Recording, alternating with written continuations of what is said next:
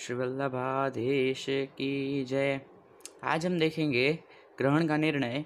कंकणाकृति सूर्य ग्रहण संवत 2077 मतलब जो अभी संवत चल रहा है, आषाढ़ और गुजराती के अनुसार ज्येष्ठ की अमावस को कंकणाकृति सूर्य ग्रहण पूरे भारतवर्ष में दिखेगा।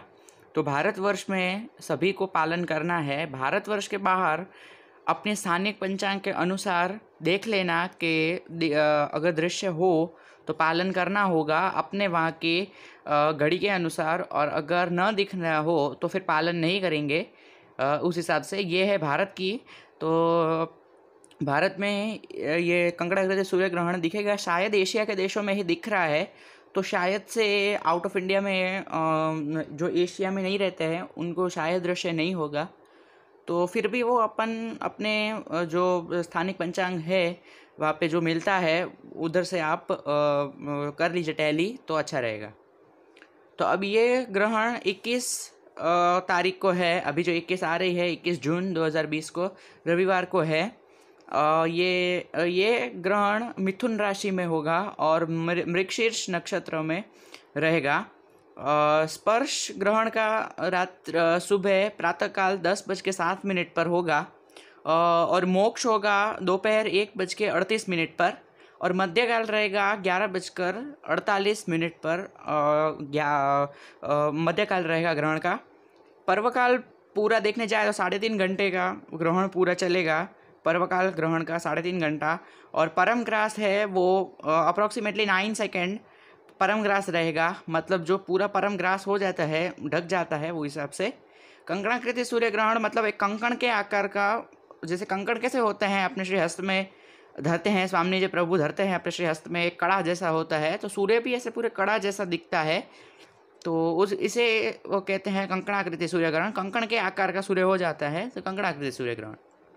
बाकी कई जगह पे खंडग्रास के रूप में भी दिख रहा है, तो खंडग्रास बाकी मोस्टली कंकणाकृति के रूप में दिखेगा सूर्य ग्रहण। तो वो हिसाब से देख लेना। बाकी नाम कुछ भी हो, अपन को पालन करना है सूर्य ग्रहण का। तो अब ये सूर्य ग्रहण लगने वाला है सुबह 10:07। तो मंगला अपन करेंगे 10:07 से पहले, और प्रभु को मंगल भोग आदि धर के ग्रहण के थोड़े समय से पूर्व जारी बंटा अपन सरा लेंगे, और 5 मिनट पहले सूखा मेवा का डबरा भी सरा लेंगे। ग्रहण लगने से 10 मिनट या 15 मिनट पूर्व सूखा मेवा का डबरा धरते हैं प्रभु को, और ग्रहण लगने के 5 मिनट पहले सूखा मेवा का डबरा अपन सरा लेते हैं, और फिर प्रभु को ग्रहण में विराजमान करते हैं। आज्ञा से चलना होता है, आज्ञा से विराजमान कर सकते हैं ग्रहण में, क्योंकि आज्ञा हो तो ही हो सकता है, वरना फिर घर में क्लेश हो तो फिर अच्छा नहीं रहता है। तो आज्ञा से करना उचित है। तो आज्ञा लेकर प्रभु को ग्रहण में विराजमान करने। तो ये ग्रहण में अभी मध्यकाल हो ग्रहण का, तभी अपन प्रभु के तरफ से दान आदि का संकल्प करते हैं। जब मध्यकाल हो 11:48 पर अपन करेंगे प्रभु की तरफ से दान का संकल्प, वो सब मैं बोलूँगा। और मोक्ष हो जाए उसके बाद टेरा दे के अपन को स्नान करना होता है। टेरा ना दो तो भी चलेगा, ठीक है, कोई बात नहीं, परंतु अपन स्नान करके कंठी जनेई बदल के शुद्ध होके प्रभु की सेवा में जाते हैं। उससे पहले अपन को सीरा, जो श्रमभोग होता है, श्रमभोग में सीरा धरते हैं, तो सीरा तैयार करके रखना चाहिए। और उसके बाद प्रभु के सेवा में जाके रेशमी पट वस्त्र से प्रभु को पधरा के जो स्नान का वीडियो बन गया है तो उसी हिसाब से स्नान कराएंगे। अब ये जो ग्रहण है तो उसमें प्रभु को स्नान नित्यवत ही होगा, और उसके बाद श्रृंगार होंगे, श्रृंगार का भोग आएगा और फिर राजभोग आएगा। तो इसका मतलब राजभोग थोड़ा सा देरी से आएगा, 3-3:30 बजे के आसपास प्रभु को राजभोग आएगा, वो हिसाब से देख लेना। और फिर शयन भी उसी के हिसाब से थोड़े से जल्दी नहीं हो जाएंगे, थोड़े से लेट होंगे शयन भी। तो क्योंकि मंगला भी थोड़ी सी देरी से होगी, क्योंकि स्पर्श 10:07 को है, तो जल्दी मंगला करें सुबह 7 बजे मंगला करके क्या करेंगे, तो मंगला भी थोड़ी सी लेट होगी। 9:30 के आसपास अपन मंगला करेंगे तो चलेगा। 9:30 पौने 10 तो बहुत लेट हो जाएगा। 9:30 बजे तक मंगला अपन कर सकते हैं, 9:15 9:30 तक मंगला कर लेनी, और उसके बाद प्रभु को ग्रहण में विराजमान करना। आज्ञा हो तो, न हो तो नहीं करना। तो फिर मंगला ही नहीं करनी, ग्रहण छूटे उसके बाद ही मंगला करके अपन प्रभु को पहले स्नान कराएंगे, फिर मंगल भोग धर के फिर जो नित्य का सेवा क्रम होता है वो आप पहुँचो तो ठीक है। उस हिसाब से फिर अभी कई लोग पूछते हैं दूधकर की सेवा हो तो फिर ऐसा आप कर सकते हो कि ग्रहण लगे उसके पहले ही अपन सब पूरी अपनी सेवा पहुंच के आप प्रभु को पहुँचा दो तो भी चलता है। परंतु बाकी नियम ऐसा होता है ग्रहण छूटे उसके बाद सेवा होती है। बाकी अगर आप गुरु की आज्ञा लो तो उचित है, ज़्यादा उत्तम रहेगा। अभी ग्रहण का वेद काल अपन देखें तो यह ग्रहण जो है ये दिन के द्वितीय प्रहर में है। तो इसलिए अभी 20 तारीख को शनिवार को रात्रि 10:02 से वेद काल प्रारंभ हो जाएगा रात्रि के। ये वेद के आरंभ के पूर्व भोजन हम कर सकते हैं और ग्रहण जिस प्रहर में होने वाला हो उस प्रहर के अर्थात प्रातःकाल 5:47 पर के पूर्व जलपान कर सकते हैं। परंतु बाल, वृद्ध और अशक्त, रोगी व्यक्ति आदि ग्रहण के जिस प्रहर में होता है उस प्रहर के पूर्व 1 प्रहर पूर्व पर्यंत अर्थात सुबह 5:47 पर्यंत भोजन कर सकेंगे। मतलब जो भी बाल, वृद्ध आदि जो लोग हैं जो नहीं उनसे हो सकता है तो सुबह की जो प्रहर है जिस प्रहर में होने वाला है उसके 1 प्रहर पूर्व तक भोजन ले सकेंगे, जलपान कर सकेंगे। 1 प्रहर सामान्यतः 24 मिनट की होती है, वो आप देख लीजिए। 1 प्रहर 24 मिनट की होती है, आधा घंटा अपन मान सकते हैं, अप्रॉक्सीमेटली अपन आधा घंटा कह सकते हैं 1 प्रहर को उस हिसाब से। और ग्रहण आदि के प्रहर तो अब अपने अपने स्थान के अनुसार आप स्थानिक पंचांग से अगर आप टैली करेंगे तो ज़्यादा अच्छा रहेगा, क्योंकि फिर कभी कभी ऐसे होता है ना आप कहीं पर और हो और ग्रहण कभी थोड़े देर से दिखने वाला हो आपके वहाँ, तो उस हिसाब से वैसे पूरे भारत में एक ही टाइम पे दिखेगा तो पूरे भारत में आप हो तो कोई चिंता करने की ज़रूरत नहीं है। अभी सेवाक्रम किस प्रकार से रखेंगे तो सेवाक्रम तो 20 तारीख का तो सेवाक्रम तो जिस प्रकार से होता है वैसे ही होगा, क्योंकि शयन तो अपन तो अपने में तो शयन तो जल्दी ही हो जाते हैं ना, 7 बजे तक तो शयन हो जाते हैं, तो फिर कुछ प्रॉब्लम नहीं है क्योंकि वेद काल तो 10 बजे से लग रहा है तो नित्यवत ही रहेगा। और बाकी जो मैंने आपको बोला 21 तारीख का सेवाक्रम वो उस हिसाब से रहेगा। सुबह जल्दी मंगला नहीं करेंगे अपन, 9:15 9:30 तक मंगला करेंगे और उसके बाद से मंगल भोग धर के फिर मंगल भोग सरा के झारी बंडा सरा के सब रख देंगे, दर्प के नीचे पधरा देंगे, कुछ भी छू ना जाए इस हिसाब से। झारी जी में मिश्री भरते हैं और बाकी सब सरा लेते हैं और नेवरा लपेट के आता है, नेवरा लपेटा हुआ झारी जी आते हैं, ऐसे ही नहीं आते हैं झारी जी के, तो नेवरा अवश्य हमेशा लपेटे हुए आते हैं, उस हिसाब से धरेंगे। सूखा मेवा का डबरा भी अपन 5 मिनट पहले ही सराते हैं, ज़्यादा जल्दी नहीं सराएंगे, फिर प्रभु को फिर श्रम होता है ना, कुछ भोजन ना हो तो इसलिए। और कई लोग पूछते हैं कि ग्रहण में तो वेद काल लगे तब से मंदिर बंद हो जाते हैं, फिर ऐसे कैसे जगाएंगे तो दोष नहीं होता है। देखिए अपन क्या है, मर्यादा नहीं है, अपन मर्यादा मार्गी नहीं है, मर्यादा का पालन करते हैं पर मर्यादा मार्गी नहीं है, अपन पुष्टि मार्गी है। पुष्टि मार्गी जीव कभी भी दोष के बारे में अवश्य सोचता है, परंतु ऐसे मर्यादा से अपन टैली नहीं करते हैं कि मर्यादा में ऐसे होता है और अपन ऐसे करते हैं, क्योंकि अपन में क्या है कि प्रभु को नंदराय जी के बालक है और शास्त्र में ऐसा लिखा गया है कि कभी भी ग्रहण लगे तब खुद को, बालक को, किसी को भी सुलाना नहीं चाहिए। चंद्र ग्रहण हो, सूर्य ग्रहण हो, कोई भी ग्रहण हो, कभी भी सोना नहीं चाहिए, ग्रहण होता है तब। अभी तो सब लोग ठीक है चलो सो जाते हैं, परंतु शास्त्र के अनुसार ऐसा है कि नहीं सोना चाहिए। तो प्रभु भी नंदराय जी के बालक है, तो नंदराय जी प्रभु को सुलाते नहीं हैं ग्रहण समय और प्रभु को बोलते हैं कि आप विराजिए, क्योंकि अभी ग्रहण है तो आप सो नहीं सकते। तो इसीलिए अपन प्रभु को ग्रहण में विराजमान करते हैं, परंतु फिर भी अगर आपके घर में अनुकूलता ना हो तो जी की आज्ञा से करो तो उत्तम रहता है, वरना फिर क्या है क्लेश होता है घर में तो फिर प्रभु को भी अच्छा नहीं लगता है। जैसे क्लेश नहीं करना चाहिए घर में और फिर ही आनंद से प्रभु की सेवा में पहुंचना चाहिए, तो ये ज़्यादा उत्तम रहता है। तो ये इसीलिए अपन प्रभु को पधराते हैं। मर्यादा में क्या है, पूजन अर्चन वो लोग सब ऐसे पूजा आरती सब करते रहते हैं, तो इसीलिए वो ग्रहण लगने से सारे मंदिर, उससे पहले ही सारे मंदिर बंद कर देते हैं। अपन मंदिर खोलते हैं, जब ग्रहण लगता है तब मंदिर खुलता है, बाकी में बंद होता है, अपने में खुलता है। अपन अलग है, अपन पुष्टि मार्गी जीव है, मर्यादा मार्गी नहीं है, ये आपको ध्यान रखना चाहिए। तो अभी ये सब हो जाए, फिर मध्यकाल होगा तो ग्रहण का आप संकल्प करेंगे, दान का संकल्प अपन करेंगे, उस हिसाब से आप देख लेना दान का संकल्प। तो ये ग्रहण के बारे में है, और भी कुछ अगर डाउट हो तो आप नीचे बोल सकते हैं। अभी शुभाशुभ फल मैं आपको इधर लिख देता हूँ ग्रहण का। तो ग्रहण का शुभाशुभ फल इस प्रकार है, मेष से मकर और कन्या राशि वालों के लिए शुभ फल है वृषभ, तुला, धनु और कुंभ राशि के लिए मध्यम है, और मिथुन, कर्क, वृश्चिक और मीन राशि के लिए अशुभ है। मिथुन राशि में तो ग्रहण हो रहा है तो उनके लिए अशुभ है।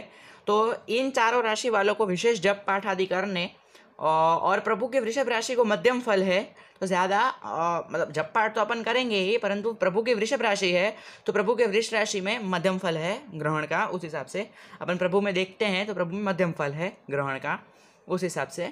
और बाकी अभी ये सूर्य ग्रहण है तो प्रभु मान करेंगे और स्वामी जी मनावेंगे, तो उस हिसाब से पद को गायन करेंगे कि प्रभु मान करे और स्वामी जी। हमेशा ग्रहण लगता है तो मानसागर के पद ही अपन गाते हैं, और मानसागर के पद में चंद्र ग्रहण हो तो स्वामी जी मान करते हैं, और सूर्य ग्रहण हो तो प्रभु मान करते हैं और स्वामी जी मनाते हैं।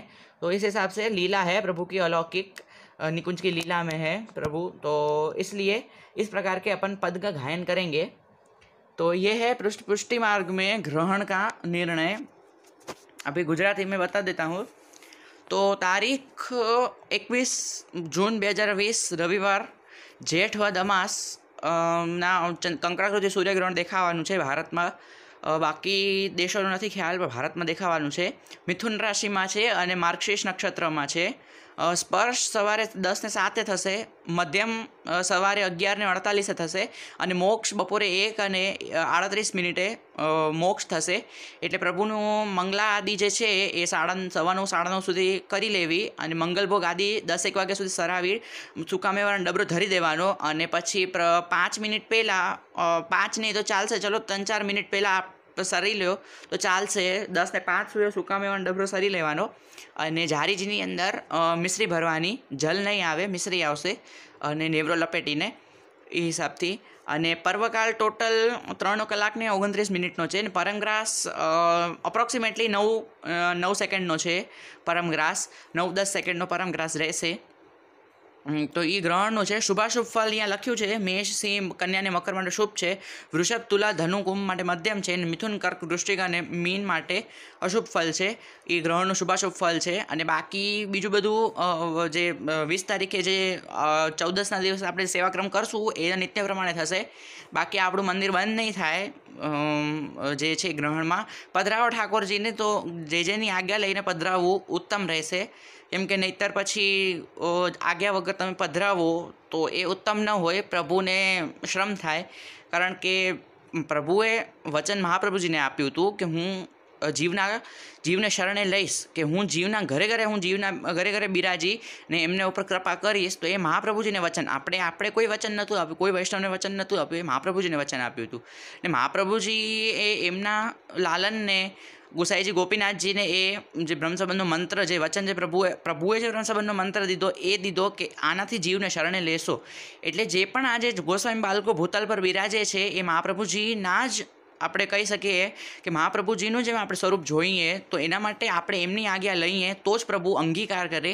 કોઈ પણ ક્રમ વધારવો હોય તો પણ આપણે જેની આજ્ઞા લઈએ। હા, નાની સૂની વાત હોય કે તો આપણે જેની આજ્ઞા ન લઈએ, પરંતુ આમ તો નિયમ પ્રમાણે તો આપણે હરેક વાતની આજ્ઞા લેવાની હોય, કારણ કે નહીંતર પ્રભુ અંગીકાર જ ન કરે।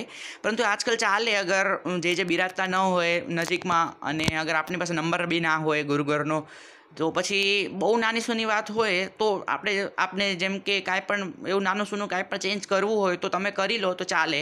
બાકી કોઈ મોટું હોય, તમારે ઘરે 56 ભોગ અન્નકૂટ કરવો છે, આ ગ્રહણમાં પ્રભુને બિરાજમાન કરવા છે, જાગરણ કરવું છે, તો એ બધામાં તમારે આજ્ઞા લઈને કરવાનું, તો એ ઉત્તમ રહે।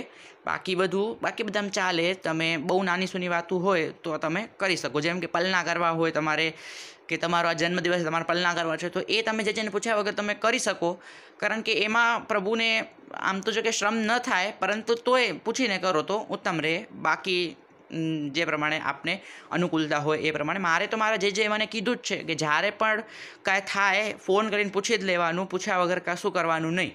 એટલે હું તો હંમેશા પૂછીને જ બધું કરું। મારી પાસે તો જે ગુરુઘરનો નંબર છે એ જેનો પર્સનલ નંબર જ છે, તો એટલા માટે પહેલાં મને એમ થયું કે ગુરુઘરનો નંબર છે, પણ એ પર્સનલ જ છે, જેનો જ નંબર છે, તો એ જેને ડાયરેક્ટ જ આપણે પૂછી શકીએ। તમારે પણ એવી રીતે હોય, ગુરુઘર જાઓ ને તો આપને વિનંતી કરવાની, વિનંતી કરો ને તો આ જે નંબર આપી દે, કેમ કે જેને ખબર છે કે વૈષ્ણવને ભૂલ કરે, કેમ કે જીવ છે, જીવ ભૂલ કરશે, તો જે નંબર આપી દેશે તો તમે પછી એમને વોટ્સએપ હોય તો વોટ્સએપમાં કરી શકો, નહીંતર અગર વોટ્સએપ ન હોય, લેન્ડલાઇન નંબર હોય, મારા ગુરુગરનો લેન્ડલાઇન નંબર છે તો હું લેન્ડલાઇનમાં સીધો ફોન કરી શકો. તો એ તમારે જે પણ તમારે અનુકૂળતા હોય. આજકાલ તો ઇન્સ્ટાગ્રામ પર પણ ઘણા બધા ગોસ્વામી બાળકો છે, તો આપના જે ગુરુ અગર ગોસ્વામી બાળકો આપના ગુરુ જે હોય ઇન્સ્ટાગ્રામ પર, તો આપ એમને ત્યાં પણ પૂછી શકો.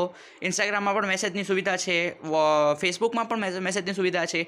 તો એ ઘણી બધી આજકાલ સુવિધાઓ છે કે આપ એમને પૂછી શકો, પણ પૂછ્યા વગર તમારે નહીં કરવાનું. રૂબરૂ જઈને ન પૂછી શકો તો કમસે કમ આપ ત્યાં કોઈ પણ સંજોગોમાં પૂછ્યા વગર કશું કરવાનું નહીં. પૂછીને જ કરવાનું, નહીં તો દોષમાં પડાય.